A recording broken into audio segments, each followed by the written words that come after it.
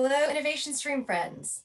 Wherever you are in the world, I hope that you and your loved ones are healthy and safe.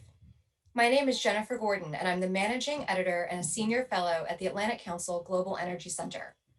Thank you all for joining us for EnergySource Innovation Stream, where we aim to highlight new energy technologies with the potential to reshape the global energy system. Today, we will be hearing from Dr. Kemal Pasamehmetoglu, the Executive Director of the Versatile Test Reactor Project at the Idaho National Laboratory, who will discuss how the VTR supports research, development, and demonstration of innovative nuclear energy technologies. I have several reminders before we get started. First, you can follow us on Twitter at AC Global Energy, and please use the hashtag InnovationStream. Secondly, after Kemal's presentation, you can submit questions through the Q&A portal at the bottom of the Zoom screen, and I will try to get to as many of your questions as I can. Unfortunately, if you're watching on another platform like YouTube or Twitter, we are unable to take your questions. So please, let me welcome Dr. Kemal Pasamehmetoglu to the Atlantic Council. Kemal, thank you so much for joining us. I hope that you and your family are doing well. And before we get started, I wanted to ask you, how has the pandemic affected your work at the VTR? Thank you, Jennifer. Thank you for the question, and good morning, everyone. The pandemic actually has not affected our work too much for the VTR. And as I go through my presentation, I'm going to present to you on what the national team looks like for VTR. And the national team is spread all over the country. So early on the project, we were able to establish a cloud-based information sharing platform as part of our digital engineering platform. So we've been doing a lot of what we are doing these days on a routine basis, video conferences and sharing information electronically. So based on that, our mode of operations hasn't changed much, to be honest with you. I mean, there are certainly times where we need to have face-to-face meetings, but in general, 90% of the work we do is the way we are doing it today anyway. Well, that's really wonderful to hear.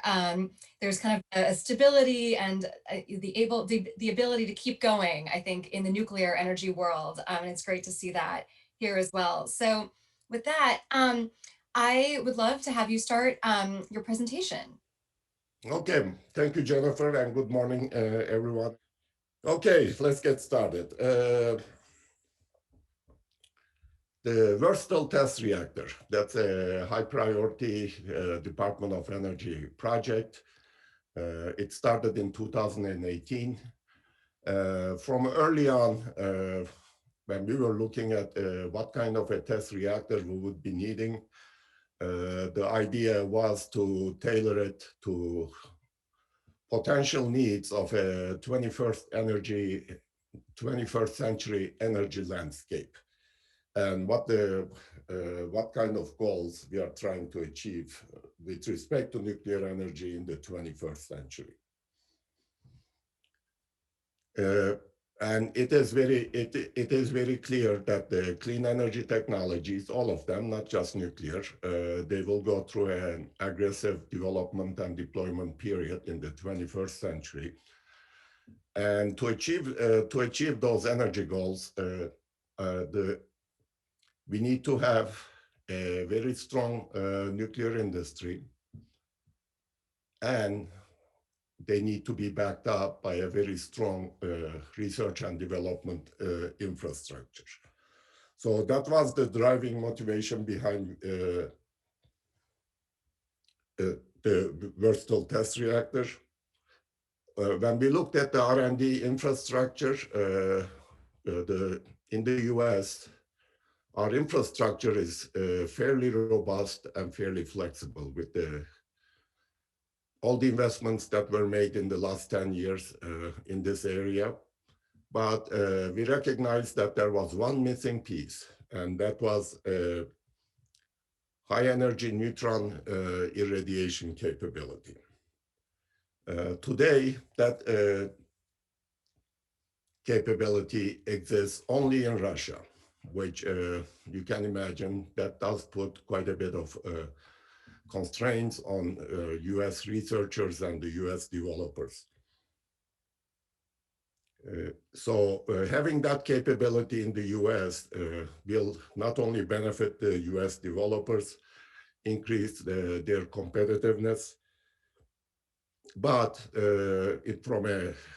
from a national perspective, it also enables us to lead the safety and security posture in nuclear energy globally. And furthermore, if we can complete that missing piece in the innovation infrastructure, we will be able to have much more effective collaborations with our international partners and with the ally countries.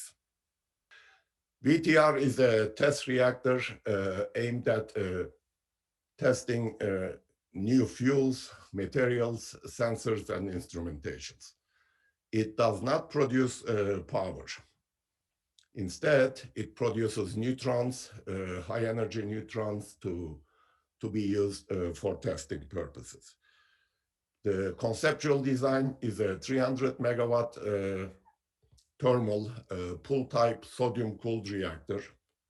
The basis for that design came from a decades-long development that was done by General Electric Hitachi. It's called the Prism Mod A reactor.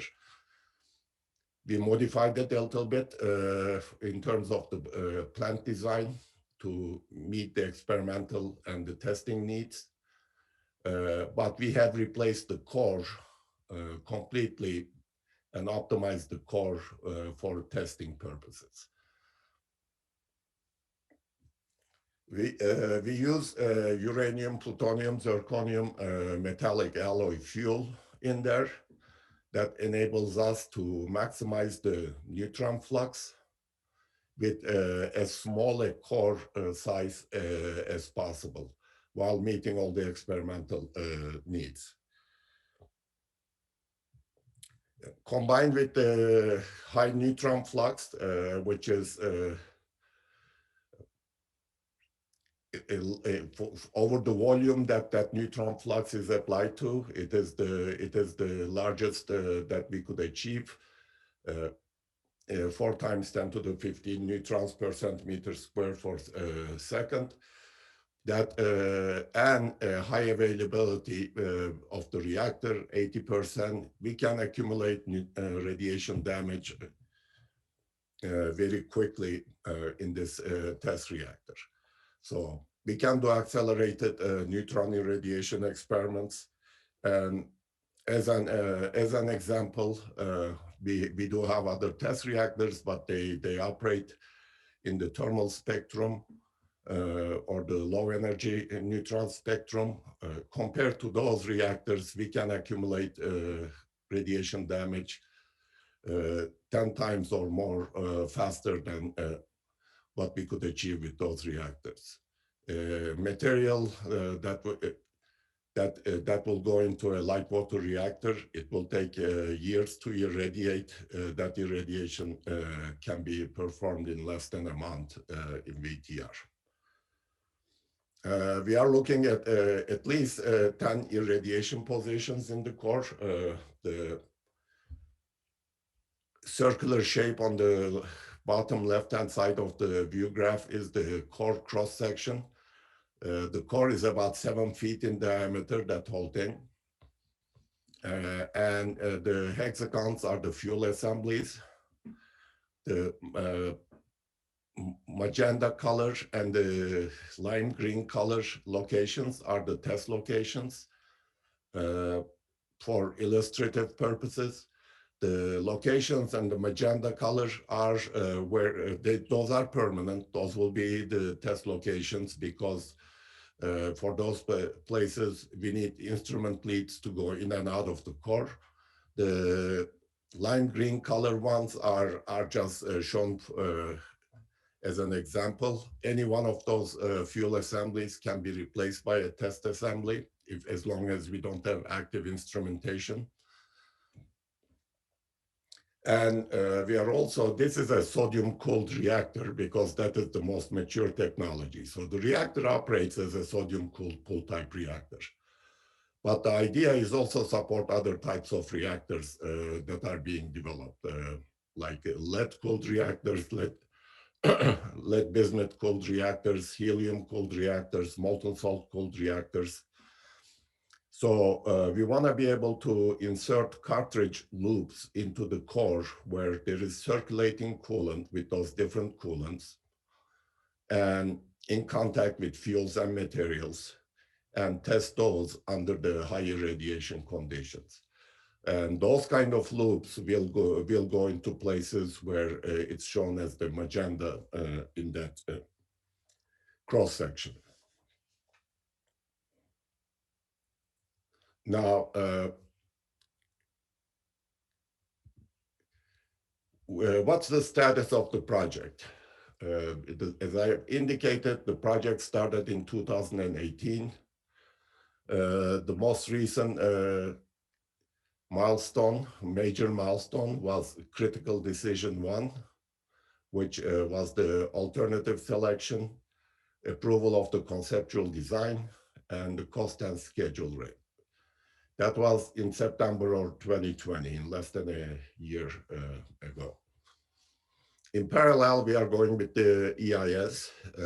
We expect to complete the environmental impact statement in summer of 2021, this coming summer, with a record of decision, the reactor location being considered in the environmental impact statement. The preferred location is Idaho National Laboratory, but Oak Ridge National Laboratory is also being considered as an alternative. So that will be, the location will be determined at the record of decision time. The future, obviously the future is subject to yearly appropriations. The critical decision one approval, we looked at a range of dates from 2026 to 2031 for startup of the reactor. And that will be again continuously adjusted depending upon the yearly appropriations. So let's move on. Why is VTR important? Why do we need it really? One thing I forgot to mention, and I alluded to it in the answer with respect to the epidemic, is this is a national team. The effort is being led by Idaho National Laboratory on behalf of the Department of Energy, on behalf of the Office of Nuclear Energy. But we have 6 national laboratories participating in this effort, 18 universities, and 10 major industries helping us with different pieces of that. We are, because we completed the conceptual design and achieved critical decision one, we are in the engineering, design, and construction phase of the project, and we are negotiating a contract for a design build contract with Backdown National Incorporated, with partners TerraPower and GE. So it is a national team, and it is very likely to grow as the project grows. So let's look at why is VTR needed. I believe that the diverse, affordable, adaptable, and equitable clean energy is going to be the 21st century for a world approaching to 10 million inhabitants.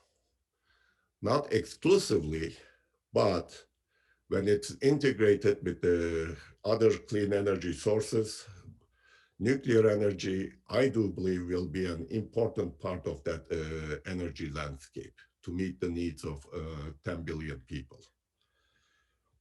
So an important goal, and one of our important national goals, is to transition to clean energy technologies to combat the climate change.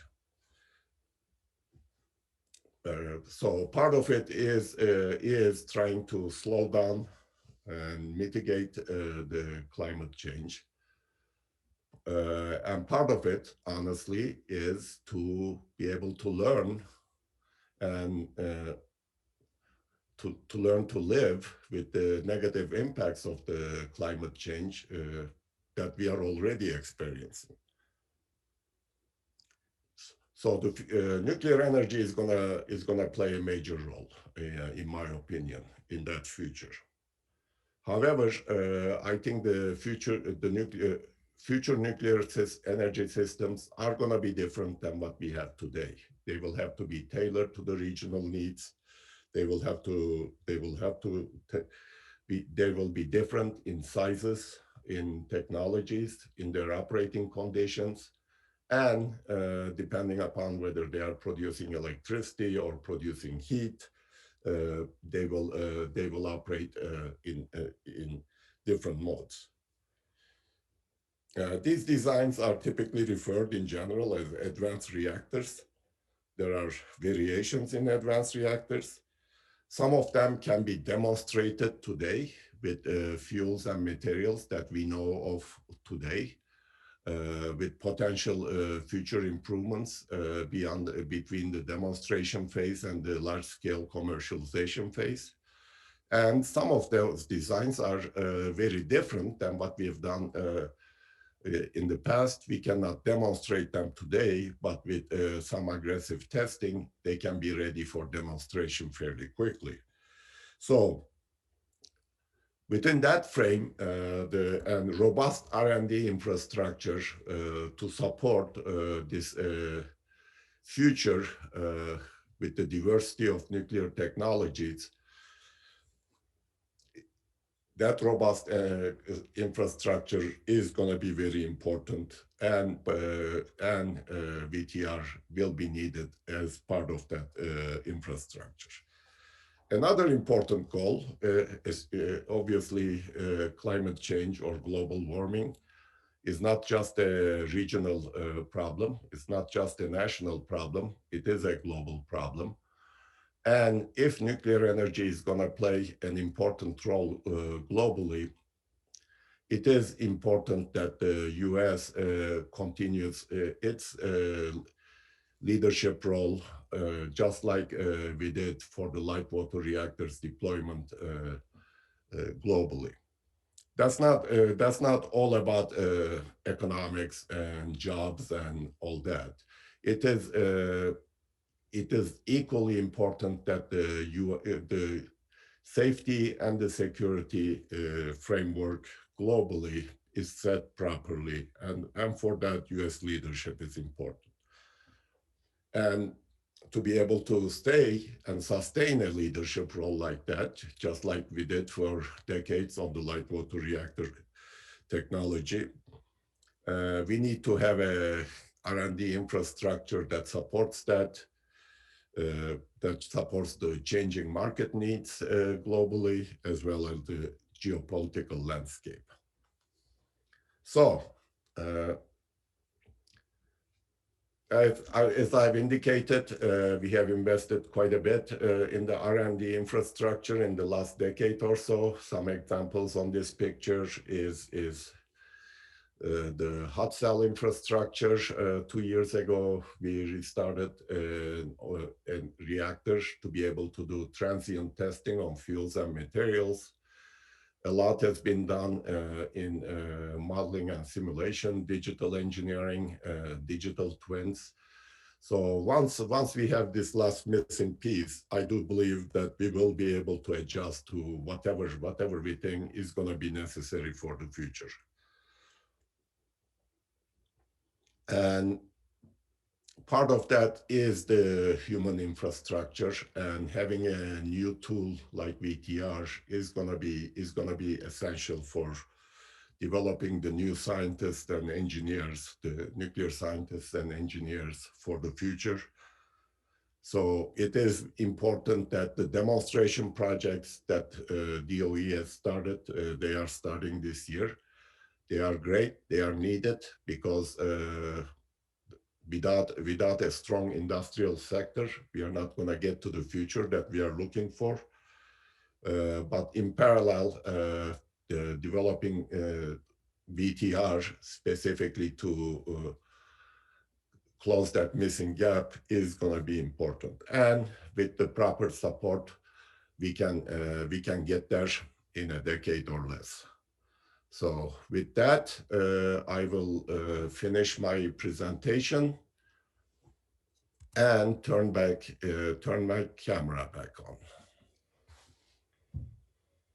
Thank you so much, Kemal. That was absolutely fascinating. And I know that we're going to have a lot of questions from the audience. I have questions as well. But first, I was wondering if you could tell us a little bit more about the difference between a research reactor and a test reactor.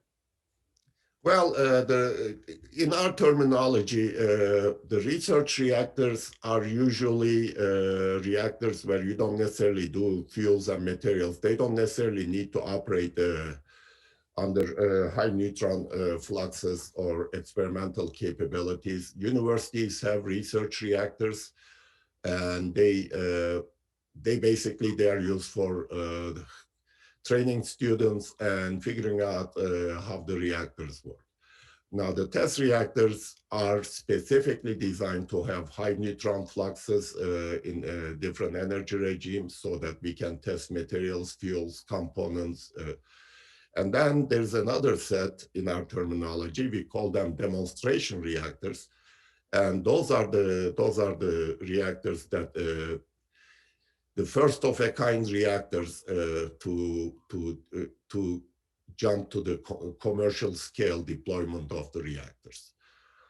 So from that perspective, there are a lot of research elements in VTR that can be used as a research reactor to test different technologies, but primarily its primary objective is to provide a high neutron flux in the test volumes, and as such, it is a test reactor.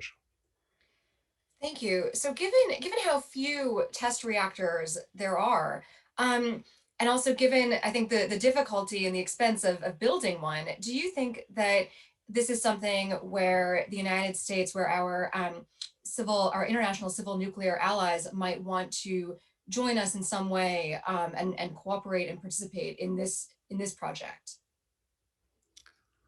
Uh, I, uh, I do believe, as I've indicated, a capability like VTR only exists today in Russia. And it will, given how fast they are going, it will likely be followed by China soon. But for our allies as well as for ourselves, it is difficult to do the experiments and the tests that we need to do in those reactors. So I do believe that having a reactor like that, having this capability in the U.S., is going to attract a lot of interest from the international community, especially from the Western world, who are interested in moving their future nuclear energy portfolio forward as well. Now, in terms of participation, we already have collaborations. For example, for VTR, we are already collaborating with France and Japan. And others will likely join us soon for the collaborations. In terms of their participation in the project and trying to turn this into an international project, that may be the next step, but that will only occur once they are fully confident that US is going to finish this project. Thank you. And, I'm so sorry, but I believe that we're actually about to run out of time. And this was just a fascinating presentation, a fascinating conversation. And I really hope to have you back soon, maybe for an hour to just talk only VTR, because I think we could keep this discussion going. Thank you so much to everyone for tuning in today. And thank you especially to Dr. Kemal Pasamehmetoglu for his presentation, and for such great insights. Please make sure to connect with him on LinkedIn and to follow the Idaho National Laboratory on Twitter at INL. For our next innovation stream, we will host Amanda Simpson, the Vice President for Research and Technology at Airbus Americas, and Amanda will discuss how Airbus is exploring a hydrogen-powered aircraft known as Zero E. Please also join us for several other events happening next week at the Global Energy Center. On Monday, we will host an event to discuss the role of climate infrastructure and investments in Appalachia at 4 p.m. Eastern. We are also adding new events as part of our Raising Ambitions series, focused on ways in which the United States climate goals ahead of the Leaders Climate Summit can be raised, and the summit will occur on April 22nd and 23rd. Thank you to everyone who put this event together, including Zainab Wironen, Peter Gonzalez, Maria Castillo, and Olga Hakova. This presentation is available on the Atlantic Council website, on YouTube, Facebook, and Twitter. Please share it with your colleagues, and thank you all for joining us. I look forward to seeing you all again soon. Thank you.